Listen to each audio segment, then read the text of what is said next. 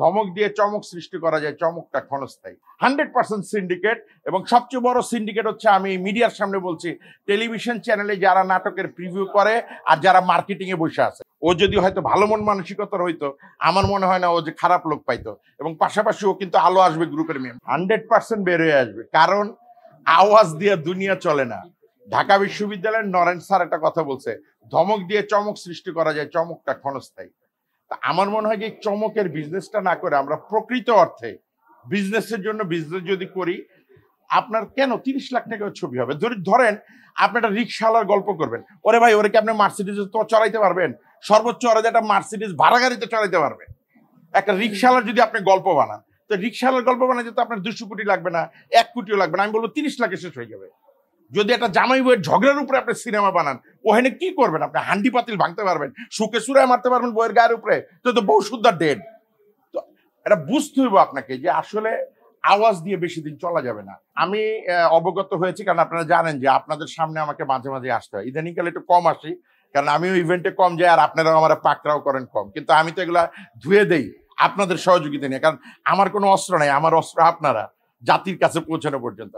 100% syndicate. এবং সবচেয়ে বড় সিন্ডিকেট হচ্ছে, আমি মিডিয়ার সামনে বলছি, টেলিভিশন চ্যানেলে যারা নাটকের প্রিভিউ করে আর যারা মার্কেটিং এ বসে আছে, তারাও এখানে বসে বসে বলে দেয়, শোনো নীরব রে নিয়ে নাটক বানাইবা, সকিনারে নিয়ে বানাইবা, অমুক রে নিয়ে বানাইবা না, তমুক রে নিয়ে বানাইবা।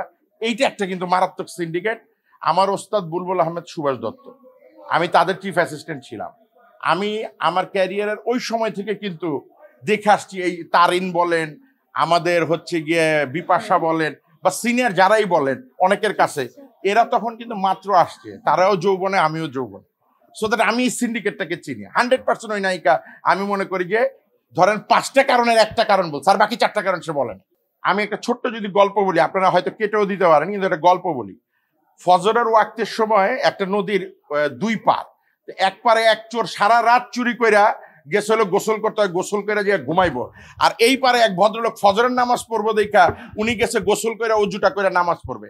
এখন যেই পারের যে চোর তো মনে করতেছে ওই পারে যে আছে হইলো চোর, আর এই পারের যিনি মুসল্লি উনি মনে করতেছে আমি তো নামাজ পড়তে যাচ্ছি, ওই যে আরেকজন মুসল্লি, আমি একা মুসল্লি না, উনিও মনে হয় নামাজ পড়তে যাচ্ছে।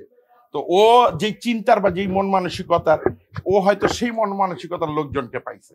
ও যদি হয়তো ভালো মন মানসিকতার হইতো, আমার মনে হয় না ও যে খারাপ লোক পাইতো। এবং পাশাপাশি ও কিন্তু আলো আসবে গ্রুপের মেম্বার, ও কিন্তু ফ্যাসিবাদের দোসর, ও কিন্তু খালেদা জিয়ার বাড়ির সামনে মানববন্ধনে জাহিদ হাসানের সঙ্গে দাঁড়াইছে।